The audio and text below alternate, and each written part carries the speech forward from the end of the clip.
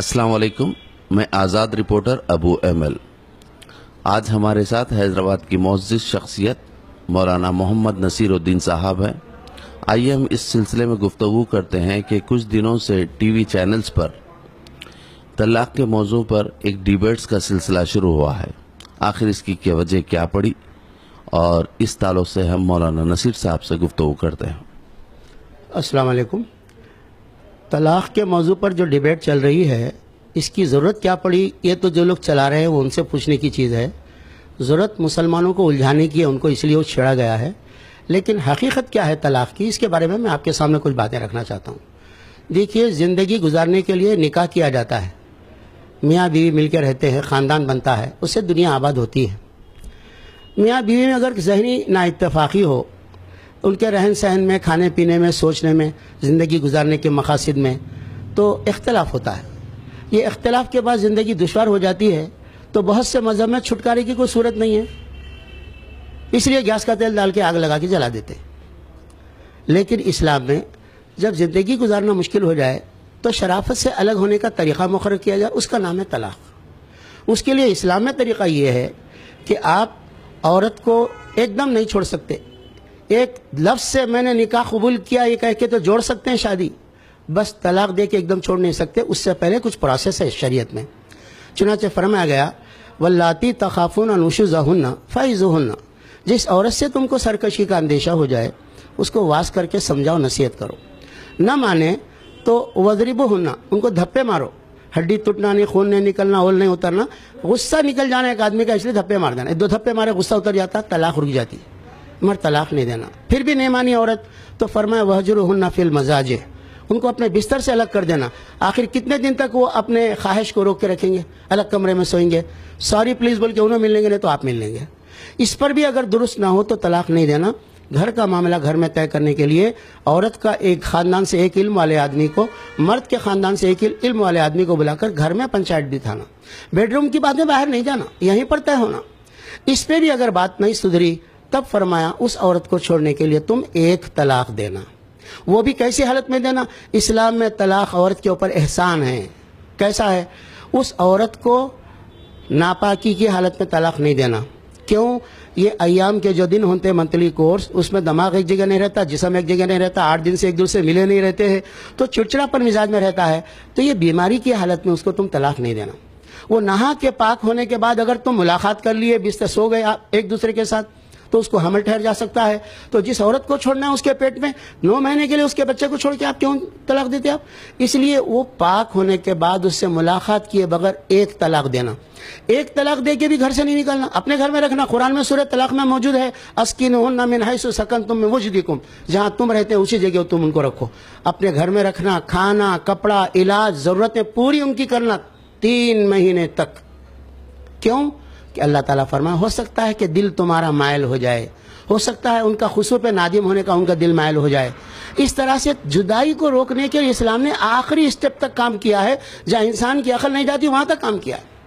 अब ये 3 महीने में अगर दोनों दुरुस्त हो जाए तो मिल सकते हैं बगैर निकाह पढ़ाए। 3 महीने गुजर गए तो आप छोड़ सकते हैं, उस पर एक तलाक़ पे जुदाई हो जा सकती है।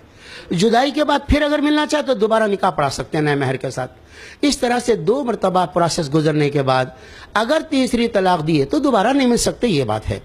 लेकिन 3 तलाक़ एक साथ दे देना, उसका जहेज बेच लेना, उसका सामान खा जाना, उसको मार के ज़ख्मी कर देना, उसके हुस्न जमाल को चकले लगा देना और बाहर के उसको बाहर निकाल देना, ये जो तलाक़ का सिस्टम कहीं कहीं चलता है वो गलत है। वो इस्लाम से उसका ताल्लुक़ नहीं है, जाहिल लोग हैं जो कर रहे हैं। इसलिए मुसलमान एक दूसरे को एजुकेट करना चाहिए कि तलाक़ कैसे देना चाहिए। अब आइए मैं आपको ये बताता हूँ एक बात। ये 3 तलाक़ देने का रिवाज भी मुसलमानों में दूसरों से कम है। मुसलमानों में 5% तलाक़ होती है, उससे ज़्यादा नहीं होती, जबकि 23% बग़ैर तलाक़ के, बग़ैर शोहर के मुअल्लक़ ज़िंदगी गुजार रही गैर मुस्लिम औरतें। शादी हो गई, निभाव नहीं हो सक रहा है, कोर्ट को गए तो तलाक़ जल्दी नहीं होती, 8-8 साल लगते हैं। कितने लोगों के केसेस हमको मालूम है। इसलिए वो लोग, शोहर अलग घर में रहता है, बीवी भी कमाती अलग घर में रहती है। आप उनके बारे में सोचिए जो 8-8 साल बग़ैर शोहर की औरतें ज़िंदगी गुजार रही हैं। اور ہمارے پاس یہ طلاق ہونے کے بعد عورت 3 مہینے گزارنے کے بعد دوسرے سے نکاح کر سکتی ہے، دوسرے سے شادی کر سکتی ہے. اس کے پسند کے شادی میں رکاوٹ نہیں ڈالنا قرآن میں لکھا ہوا ہے.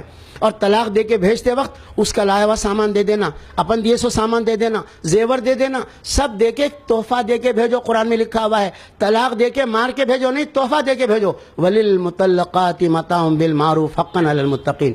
جن عورتوں کو طلاق دی گئی ہے ان کو کچھ نہ کچھ تحفہ دے کے بھیجو. یہ ہے اسلام میں طلاق. اس کے مقابلے میں کہتے ہیں کہ لوگ جو ہے اسلام میں ظلم ہے عورتوں پر. میں بتاؤں، ودوا شالے ہیں گو شالے کی طرح سے متھرا میں دیکھ کے آیا ہوں.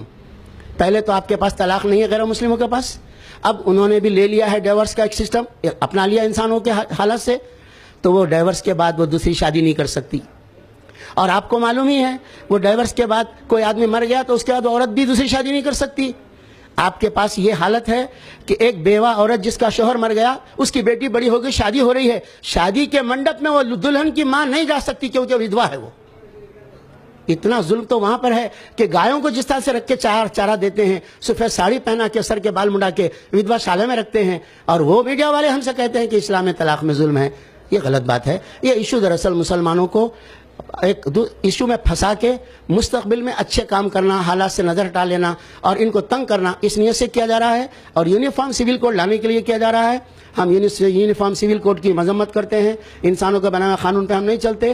ہم خدا کا بنایا ہوا قانون قرآن میں موجود ہے، اس پر ہمارا ایمان ہے، ہم اسی کے اوپر چلیں گے اور حکومت کو یونیفارم سول کوڈ نہیں لانے دیں گے. اور بہت سے لوگ ہیں جو یونیفارم سول کوڈ کی مذمت کر رہے ہیں. ہم مسلم پرسن لا کی حفاظت کریں گے، مسلمانوں کو ایجوکیٹ کریں گے، غیر مسلم کی غلط فہمی بھی دور کریں گے انشاءاللہ.